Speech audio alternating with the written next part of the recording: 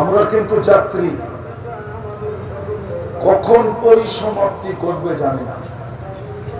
কিন্তু আপনাদের বিবেকের কাছে আমার প্রশ্ন হলো, যুবকদের যৌবন বিবেকের কাছে আমার প্রশ্ন হলো, প্রস্তুতি কতটুকু? পরিসমাপ্তির জন্য তো কোনো বয়স নির্ধারিত নাই, কোনো সময় নির্ধারিত নাই যে বাচ্চা থেকে যাবে যুবক চলে যাবে, বা যুবক থেকে যাবে বৃদ্ধ চলে যাবে, রাত্রে যাবে তো দিনে যাবে না, দিনে যাবে তো রাত্রে যাবে না, এরকম কোন সময় তো নির্ধারিত নাই। আপনাদের বিবেকের কাছে প্রশ্ন, আমাদের প্রস্তুতি কতটুকু?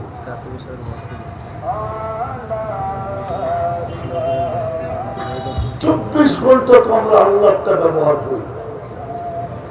কেউ বলতে পারবে যে আমি আল্লাহটা ব্যবহার করি না? 24 ঘন্টা কাঠটা ব্যবহার করি। নুন কার খাই, কিন্তু যুবকরা বলো গুণ কতটুকু গায়? দুনিয়ার প্রবাদ তো ব্যাখ্যাত হলো নুন যার খাই গুণ তার গাই, কিন্তু আল্লাহর গুণ কতটুকু গায়? কতটুকু আমাদের প্রস্তুতি? প্রস্তুতি ব্যতীত তো আল্লাহর কাছে ইজ্জত পাওয়া যাবে না, সম্মান পাওয়া যাবে না। কসম খোদা, আল্লাহ প্রস্তুতি দেখবে আর কিচ্ছু দেখবে না। কে কতটুকু প্রস্তুতি নিয়ে আসলো? নারী যদি প্রস্তুতি নিয়ে আসলো তো জান্নাতের 8 দরজা নারীকে ডাকবে। যুবক যদি প্রস্তুতি নিয়ে গেল তাহলে কিয়ামতের দিন সুপার ডিলাক্স গ্যালারিতে তাকে বসাবে।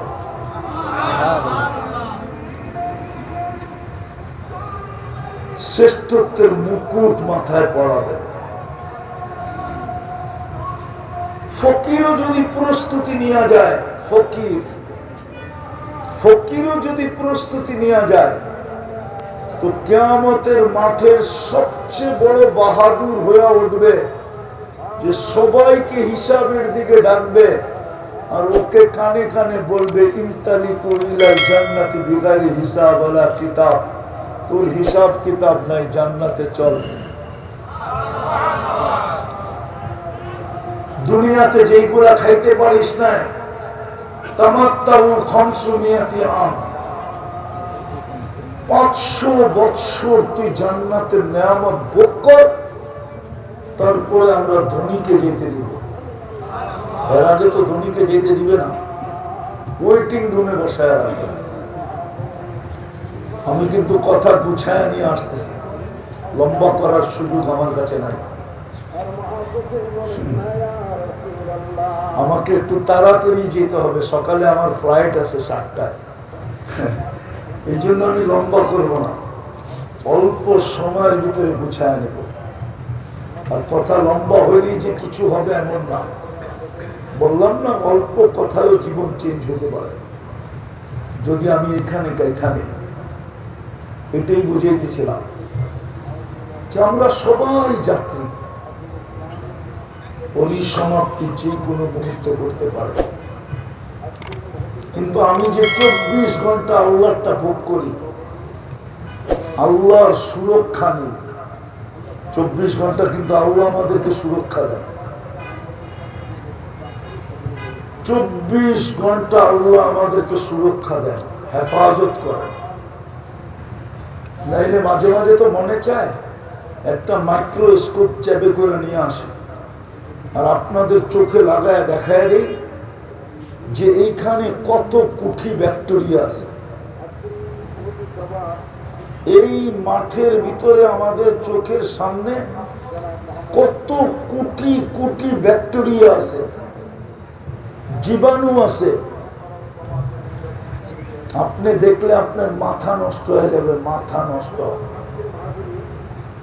হ্যাঁ, মাইক্রোস্কোপ দিয়ে দেখতে হবে, তাইলে দেখা যাবে। কিন্তু ওটার থেকে আমাকে সুরক্ষা দেয় কে? কে দেয়? আচ্ছা, যুক্তি দিয়ে বলেন তো আমাকে। যেই জমিনটা ৬৬,০০০ মাইল গতিতে পার ঘন্টা, ১ ঘন্টায় ৬৬,০০০ মাইল অতিক্রম করে দৌড়ায়া, ওটার উপরে আপনি বসে আছেন কি করে? যুক্তি দিয়ে বুঝান। যুবক বলো, তুমি বসে আছো কি করে? জমিনটা তো সূর্যের পিছে, তোমাদের বিজ্ঞান বলতেছে ৬৬,০০০ মাইল গতিতে ছুটতেছে, পার ঘন্টায় ১,০০০ মাইল গতিতে করতেছে। এটার উপরে আপনি নিশ্চিন্তে বসে আছেন কি করে? এই সুরক্ষা কে দিল? যুক্তি তো বলে যে আমি কোথায় উড়া যাব আমিও জানি না। এই জন্যই তো ট্রেনের ছাদে যাত্রী বহন করা নিষেধ। এই জন্যই তো বাসের ছাদে যাত্রী বহন করা নিষেধ। কেননা বাসটা যখন ১০০ মাইল বেগে চলবে, ৮০, ৯০, ১০০ স্পিডে চলবে, তখন হাওয়ার ধাক্কায় হতে পারে আপনি আপনাকে সামলাইতেও না পারেন, বাসের উপর থেকে উড়া যান, পড়া যান, যানটা চলে যায়। এই জন্যই তো সরকারি নিয়ম হলো ট্রেনের ছাদে যাত্রী বহন করা, সফর করা নিষেধ, ভ্রমণ নিষেধ, বাসের ছাদে ভ্রমণ নিষেধ। কিন্তু জমিনটা তো চলতেছে ৬৬,০০০ মাইল গতিতে। বলেন আপনাকে সুরক্ষা কে দেয়? কিভাবে দেয় জানেন? এটাও তো জানি না। আমাদের প্রত্যেকের উপরে ২৮৮ মন অক্সিজেনের চাপ আছে। চাপ কত? আপনি তো ১ মন উঠাইতে পারবেন না, ২৮৮ মন তো আপনার মাথার উপরে চাপ দিয়ে রাখছে, আপনি তো অনুভবও করেন না। এই টেকনোলজি কে খাটাইছে? এই সুরক্ষার পদ্ধতি কে বানাইছে? বলেন আপনার আমার প্রস্তুতি কতটুকু? প্রস্তুতির জন্যই তো এখানে, নাইলে আপনি দুনিয়ায় আসতেন কেন? দুনিয়ায় আসার তো প্রয়োজন ছিল না। কেন আপনি দুনিয়ায় আসবেন? কেন দুনিয়ার আধিপত্য আপনাকে দিতে হবে? কেন ২৪ ঘন্টা আপনাকে আমাকে সেবা দিতে হবে? কেন ২৪ ঘন্টা আল্লাহকে আমাদেরকে সুরক্ষা দিতে হবে? দরকার তো ছিল না। প্রস্তুতির জন্যই তো এখানে। কিন্তু কতটুকু প্রস্তুতি? বলেন, বলো যুবক, কতটুকু প্রস্তুতি? প্রস্তুতি ছাড়া তো মূল্য হবে না। একটা কাহিনী শুনাইতেছি, দেখি দিলে লাগে কিনা। প্রস্তুতি নিচ্ছে বিদায়ী ফেরাউনের কৃতদাসের কবর থেকে এখনো সুঘ্রাণ বাহির হয়। বিশ্বাস হয় না? না না, হয় না, মনে হয়, ঠিক না? আমার নাকে ওই ঘ্রাণ আছে, আমার নাকে। আমি কবর চিনি,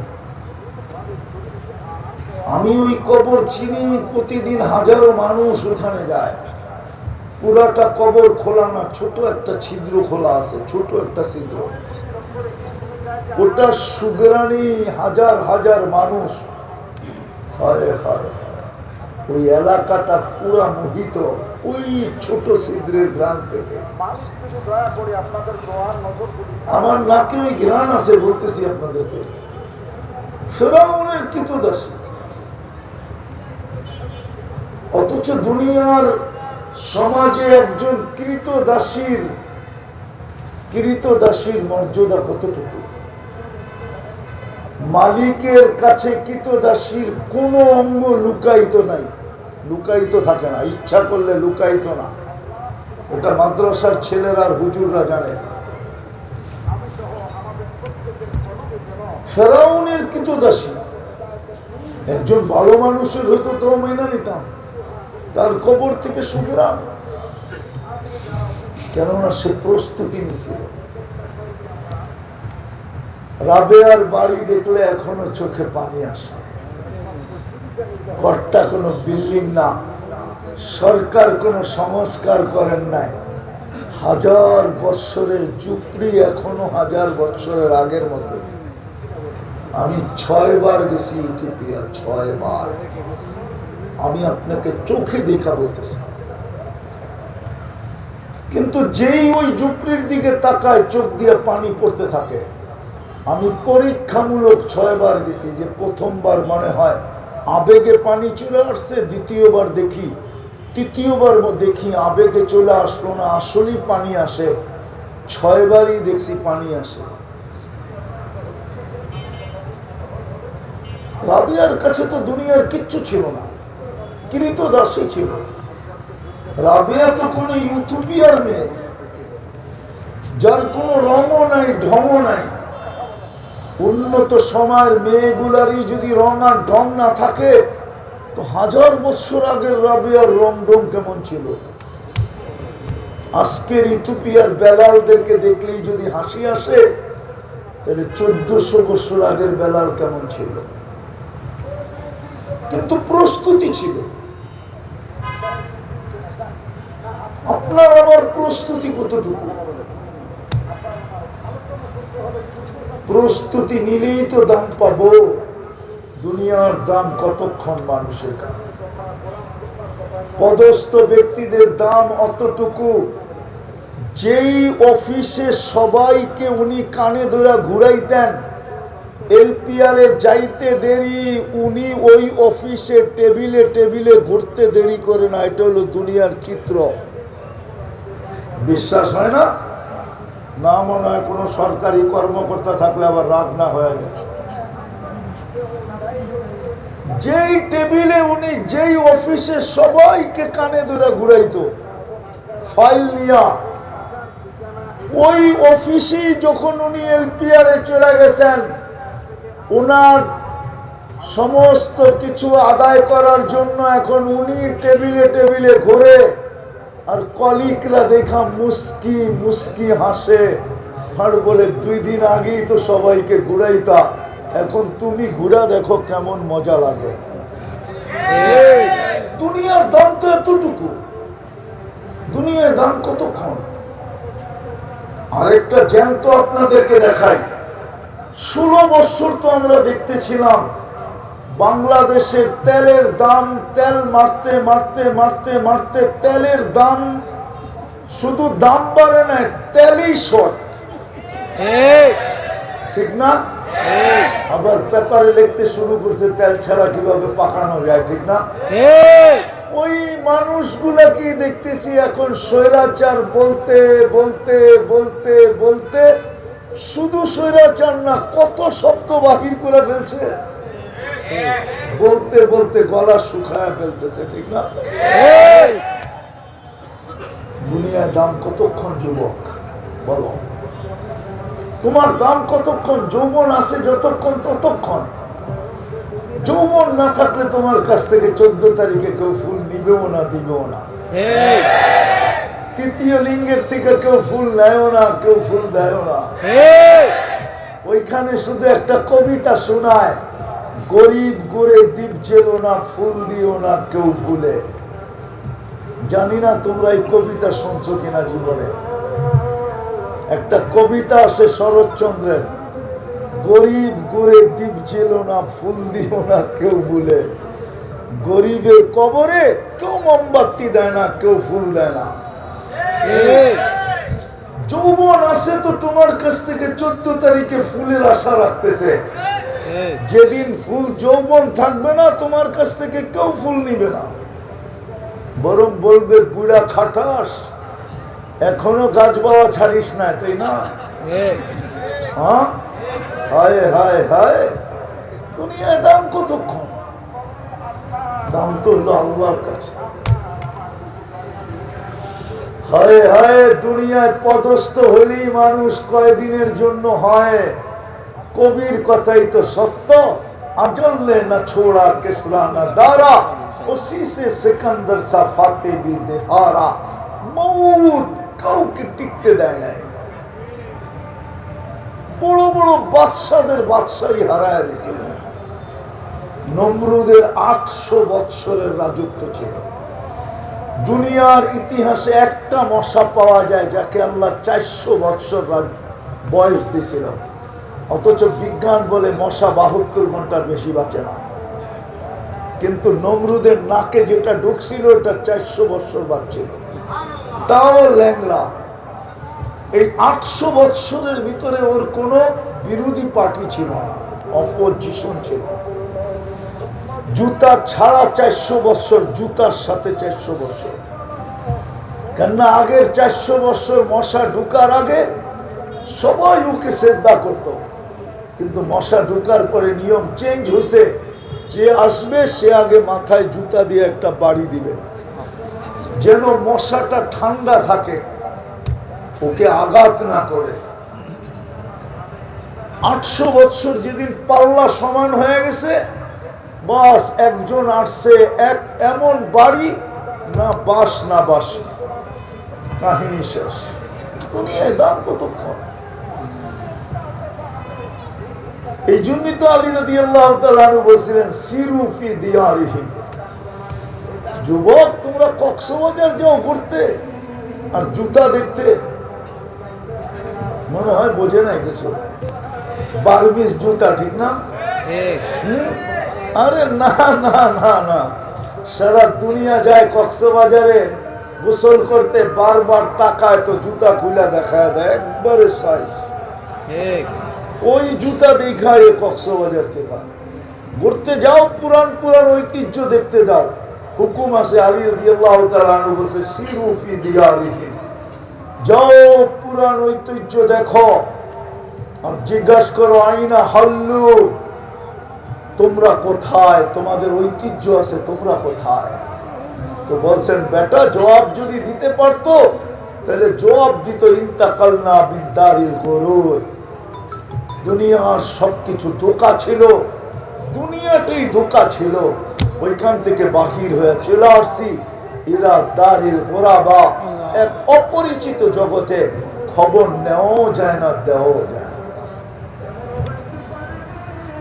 এই জন্য আমার কথা শুরু ছিল, আমরা যাত্রী, যাত্রা যে কোনো মুহূর্তে পরিসমাপ্তি করতে পারে, কিন্তু আমার প্রস্তুতি কতটুকু?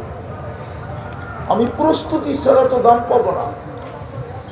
যেমন দেখাইতেছিলাম ফেরাউনের কৃতদাসী দামি, এখনো সুগ্রাণ বাহির হয়, যদিও ওকে অনেক কোরবানি দিতে হয়েছিল, যেটা আমরা চিন্তাও করতে পারি না, বড় কোরবানি দিতে হয়েছিল। মেরাজের রাত্রে আল্লাহ রসুল যাওয়ার সময় যখন কবরের পাশ দিয়ে যেতেছিলেন, তো সুগ্রাণে আল্লাহ রসুল দাঁড়ায় গেছিলেন। জিবরিল জিজ্ঞাসা করছে দাঁড়াইলেন কেন? সুগ্রাণ দাঁড়ায়, সামনে যাইতে দেয় না। ইন্নী আজিদু রিহা জান্নাহ, জান্নাতের সুগ্রাণ আমাকে আগে যেতে দেয় না।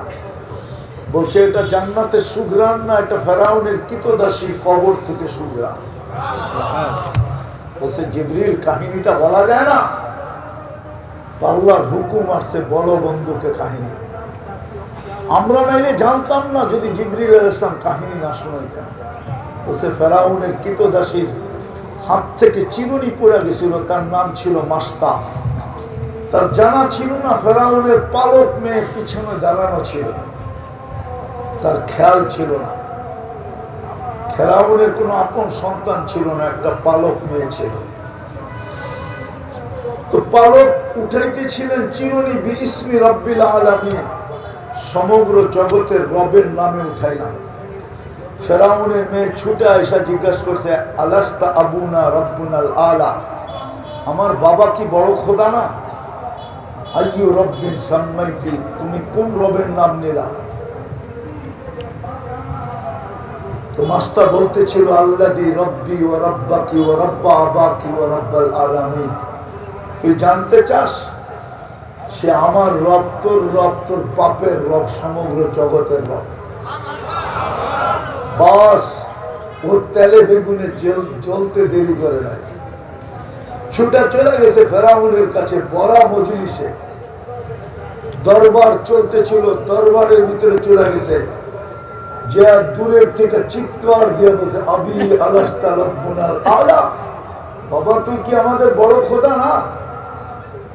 ফেরাউন চিৎকার দিয়ে বসে বলা আমি বড় খোদা। তো মেয়ে বলতেছিল আখবরাতনি মাস্তা আন্না লানা রাব্বা, বাবা আমাদের কৃতদাসী খবর দিছে আমাদের নাকি একজন রব আছে, তুই নাকি বাবা 2 নম্বর। তো ফেরাউন তেলে বেগুনে চলতে দেরি হয় না, বলছে আমার বাড়ি ডাকাতি, অন্য কোথাও করতো তো মেনে নিতাম, আমার বাড়ির ভিতরে ডাকাতি, আমার মেয়ের সামনে তথ্য। তো বলছে ডাকো ওকে। তো ডাইকা নিয়ে আসছে, বলছে খাইবি রব্বিন আখবারতি, কোন রবের খবর দিলি? তো বলে আল্লাযী রব্বি, যে আমার রব, রব্বাক তোমার রব, রব্বা বিনতাক তোমার মেয়ের রব, রব্বাল আলামিন সমগ্র জগতের রব। তারপরে বলছে এতটুক পরিচয় যদি তোর যথেষ্ট না হয় তো আরো পরিচয় দিব। আরো পরিচয় দিতেছিলেন রবের, আল্লাহ পরিচয় আরো দিতেছিলেন আল্লাযী রব লা ইলাহা ইল্লা হু আর রহমানুর রহিমুল মালিকুল কুদ্দুসুস সালামুল মুমিনুল মুহাইমিনুল আসিসুল জব্বারুল মুতাকাব্বিরুল খালিকুল বারিকুল মুসাব্বিরুল গফফারুল কহ্হারুল ওয়াহাবুর রাজ্জাকুল ফাত্তাহুল আলিমুল কাবিদুল বাসিতুল খাফিদুর রাফিউল মুইজ্জুল মুতিল্লুস সামিউল বাসিরুল হাকামুল আদলুল লতীফুল খবীরুল হালিমুল আযীমুল গফুরুশ শাকুরুল আলিয়্যুল কবীরুল হাফিজুল মুকিতুল হাসিবুল জলিলুল করিমুর রকিবুল মুজিবুল ওয়াসি আল হাকিমুল ওয়াদুদুল মজিদুল বাঈসুশ শহীদুল হকুল ওয়াকিলুল কবিয়ুল মতিনুল ওয়ালিয়ুল হামিদুল মুসিল মুবদিল মুঈদ আল মুখি আল মুমিত আল হাইয়্যু আল কাইয়্যুম আল ওয়াজিদ আল মাজিদ আল ওয়াহিদ আল আহাদ আস সামাদ আল কাদির আল মুক্তাদির আল মুকদ্দম আল মুআখ্খার আউয়াল ওয়াল আখির আল যাহির ওয়াল বাতিন الوالي المتوالي البر التواب المنتقم العفو الرؤوف مالك الملك ذا الجلال والإكرام المقسط والجامع والغني والمغني المانع الدار النافع النور الهادي البديع والباقي الوارث والرشيد الصبور جل جلاله فهو ربي وربك ইনি হলেন তোর আর আমার রব। ফেরাউন বলতেছিল আমাকে মানো না, বলে প্রশ্নই ওঠে না, বলছে পরিণতি ভয়াবহ হবে। তো চিৎকার দিয়ে বলতেছিল ফাকদিমা আনতা কার, যা মনে চায় তা করতে পারিস, কোনো আপত্তি নাই। তো ফেরাউন বলতেছিল আনো কড়াই, ডালো তেল, চালো আগুন।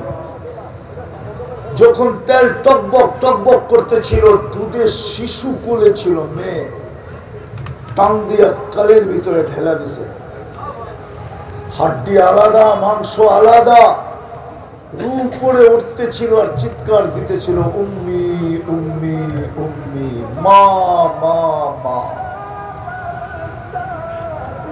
মা মা মা লা তাখাফি। ফেরাউন সামনে বিদায়, ভয় পাইস না। ওয়ালা তাহজানি, আমার বিচ্ছেদে দুঃখিত হোস না। ফাইন্নাকি আলাল হক, তুই হকের উপরে আসিস। সানাজমাউ ফিল জান্নাতি ইনশাআল্লাহ, মা একটু পরেই আমরা জান্নাতে একত্রিত হব। ফেরাউন বলছে আমাকে মেনে নাও, বলছে প্রশ্নই ওঠে না, কলিজার টুকরা হারায় ফেললাম আর তোকে মেনে নিব।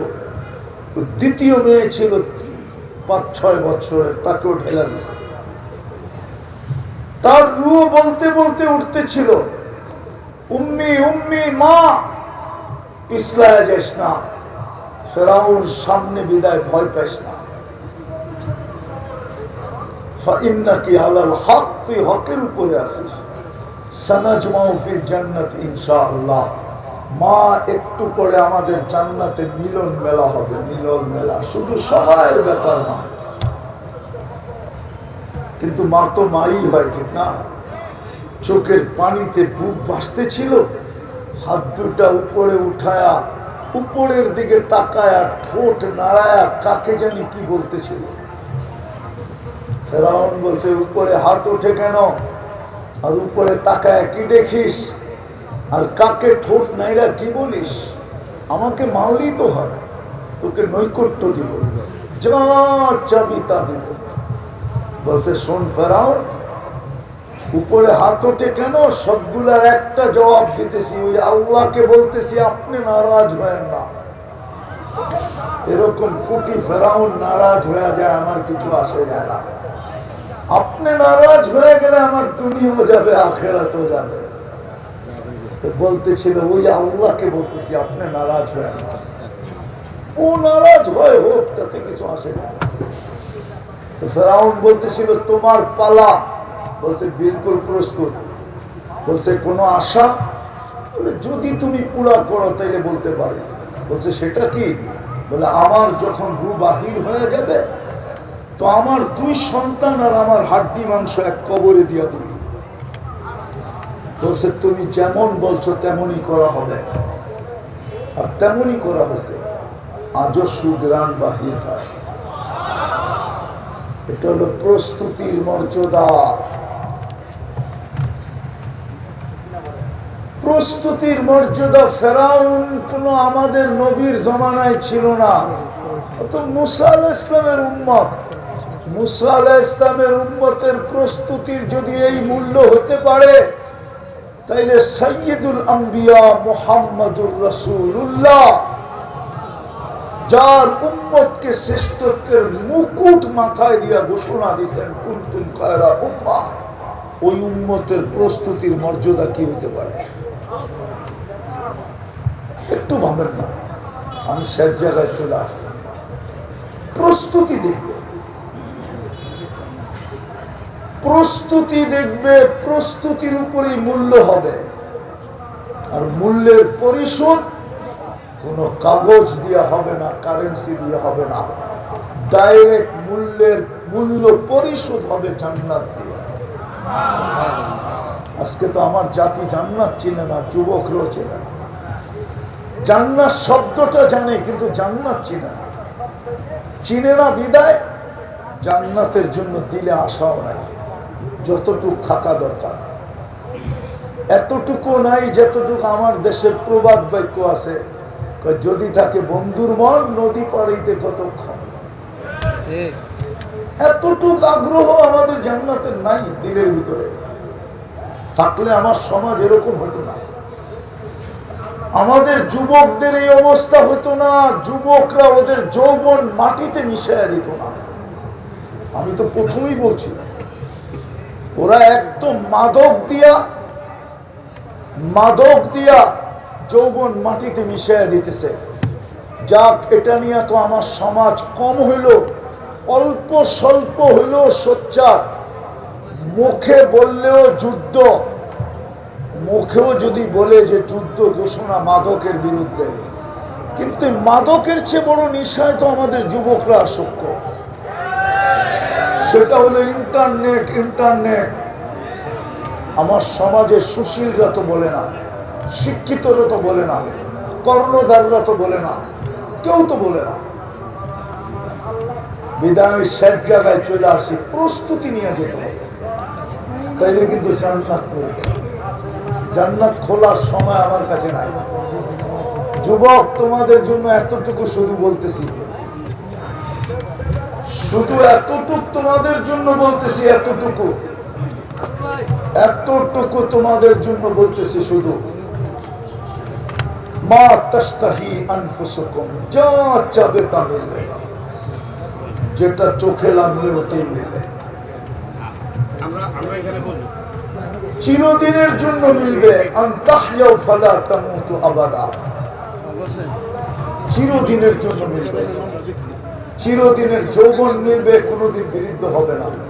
আনতাশিব্বু ফালা তাহরামু আবাদা, চিরদিনের সুস্থতা মিলবে, কোনোদিন অসুস্থ হবে না। আনতাসিহু ফালা তামরাদু আবাদা, চিরদিন নিয়ামত বাড়বে, কোনোদিন কমবে না। যা চাবে তা মিলবে, যা চোখে লাগবে তা মিলবে। আল্লাহ বলে এইগুলা ব্যতীত লুকায় রাখছি এর চেয়ে কোটি কোটি গুণ বেশি। জান্নাত কাউকে বাড়ি রূপে দিবে না, রাজত্ব রূপে দিবে। রাজত্ব রূপে কোরআন বলে মুলকান কাবীরা, সবচেয়ে ছোট রাজত্ব হবে এই দুনিয়ার 10 গুণ সমান।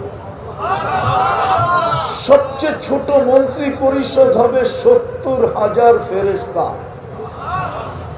আপনি যুবক, তুমি হবে রাজা, দুনিয়ার মা বোনরা হবে রানী।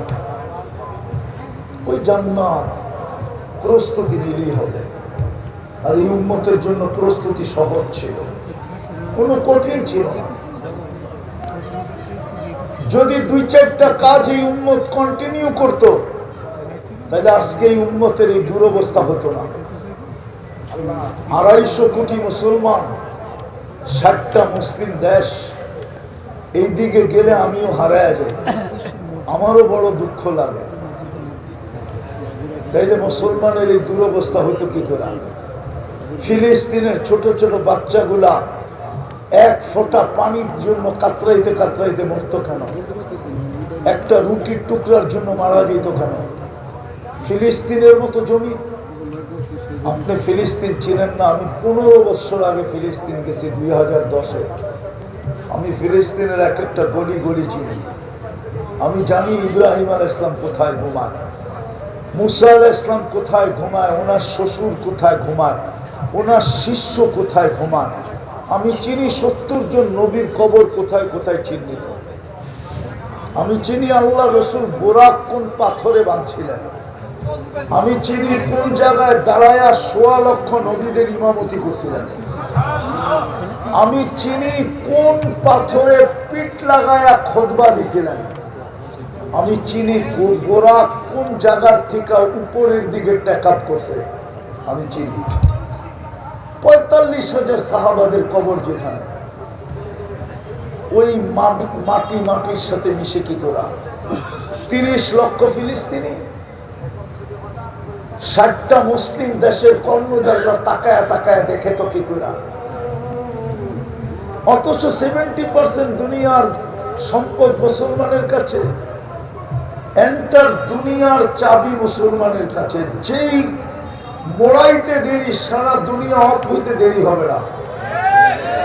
আমি আপনাদেরকে যুক্তি দিয়ে বুঝাই, চিৎকার দিবেন না। আমাদের ঘরে ব্যবহৃত যত কাপড় চোপড় আছে, প্রসাধনী আছে, এই নরসিংদীর প্রত্যেক বাড়ি বলতে পারবে আমি 5 বছর যদি না কিনি, তাইলে আমার এই কাপড় চোপড় কসমেটিক দিয়ে আমার চলে যাবে। 5 বছরের ভিতরে আমার বিন্দু মাত্র শর্ট হবে না। আর কিছু লোক আছে নরসিংদীতে, ওনারা যদি বলে যে আমাদের ব্যবহৃত যে কাপড় বাড়িতে আছে 20 বছর পরলেও শেষ হবে না, শুধু কিনতে হবে তেল চাউল ডাল আর কিছু না। সারা দুনিয়াকে যদি মুসলমান বলে যে আজকের থেকে নিত্য প্রয়োজনীয় জিনিস ব্যতীত আমরা কোন দুনিয়ার জিনিসে হাত দিব না, কিনবো না, দেখেন সারা দুনিয়া কি হয়। কেন সারা দুনিয়ার ব্র্যান্ড কিনে কারা? বলুক, বলেন না আপনারা, সারা দুনিয়ার ব্র্যান্ড কিনে কারা? কারা কিনে? মুসলমান। মুসলমান যারা সারা মাস বাকি খায়, ওদের হাতে রাডু শোভা পায় না। রাডু আমেরিকানরা সারা রাত বৎসর সারা মাস বাকি খায়, ইউরোপিয়ানরা সারা মাস বাকি খায়। ওরা কোনোদিন ক্যাশ দিয়ে কিনা দেখার সুযোগ ওদের কাছে নাই। ওরা ক্রেডিট কার্ড দিয়ে শুধু ব্যবহার করে, ক্রেডিট কার্ড দিয়ে ওরা কিনে, ওদের বেতন ব্যাংকে যায়, যেই দোকান থেকে কিনছে ওই অ্যাকাউন্টে টাকা চলে যায়। ওরা তো কার্ড দিয়ে ব্যবহার করে, ওরা মুসলমানদের মতো ক্যাশ টাকা দিয়ে কিনে না। ওরা আবার ব্র্যান্ডের জিনিস কিনবে প্রত্যেকটা।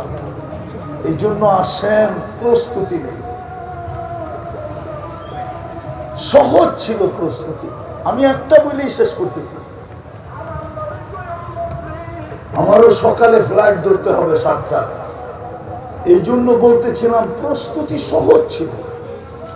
আল্লাহ এইদিকে ইঙ্গিত দিছিলেন, তুই সারা রাত্র কি গুনাহ করলি আমার বিষয় ছিল না। যদি সূর্য উঠতে দেরি, তুমি মাপ চাইতে দেরি না করতে। সারাদিন কি গুনাহ করলে এটা আমার বিষয় ছিল না। সূর্য ডুবতে দেরি, মাপ চাইতে যদি দেরি না করতে। কিন্তু আমাদের সমাজে কেউ আল্লাহর তাকে সরি বলে না, কেউ মাপ চায় না। আল্লাহ 5 বেলা ডাকে, 90% মানুষ সাড়া দেয় না। তাহলে দুরবস্থা আপনার হবে না তো হবে কার? এই জন্য আসেন তওবা করি। প্রস্তুতি নেই যাত্রী, কিন্তু হতে পারে এই মজমায় যারা উপস্থিত আছে, হতে পারে কারো মৃত্যুর খবর ফজরের সূর্য ওঠার আগে মাইকে আসতে পারে না, পারে না? নিবেন প্রস্তুতি? কে কে নিতে রাজি দেখি? তাইলে বলেন আল্লাহ অতীত থেকে তওবা করলাম। নামান আর 2টা কাম করতে পারবেন? যখনই ঘুমাইতে যাব আল্লাহর কাছে মাপ চায় ঘুমাই। হতে পারে একদিন ঘুমাবো আর উঠবো না, সুযোগ আমার হাতের থেকে চলে যাবে। হাজারো বৎসর চোখের পানি জড়াইলে আল্লাহ তাকাবে না। আজকে মাসির মাথা পরিমাণ পানিকে মূল্যায়ন করতে প্রস্তুত। শুধু মূল্যায়ন না, দোজখকে নিভায়া দিতে প্রস্তুত। আপনি গঙ্গা বহায়া দিলেও কালকে আল্লাহ ভ্রুক্ষেপ করবে না, তাকাবে না। যদিও আমার সমাজের বেশিরভাগ মানুষের বিবেকের পর্দা খোলে না, কিন্তু একদিন খোলা যাবে, ওই দিন কাজে দিবে না। এই জন্য যখনই ঘুমাইতে যাব তখনই আল্লাহর কাছে মাপ চায় ঘুমাবো। পারবেন? দ্বিতীয়, আজকের থেকে নামাজ ছাড়বো না। সত্য?